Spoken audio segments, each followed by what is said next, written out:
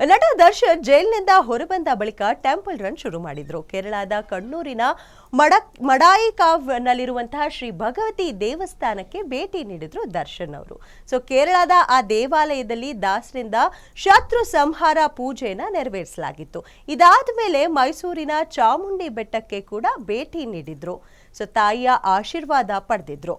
ಇಷ್ಟೇ ಅಲ್ಲದೆ ಮಂಡ್ಯದಲ್ಲಿರುವಂತಹ ಆರತಿ ಉಕ್ಕಡದ ಅಹಲ್ಯಾದೇವಿ ಮಾರಮ್ಮ ಟೆಂಪಲ್ಗೆ ಭೇಟಿ ನೀಡಿ ವಿಶೇಷ ಪೂಜೆಯನ್ನ ಸಲ್ಲಿಸಿದ್ರು.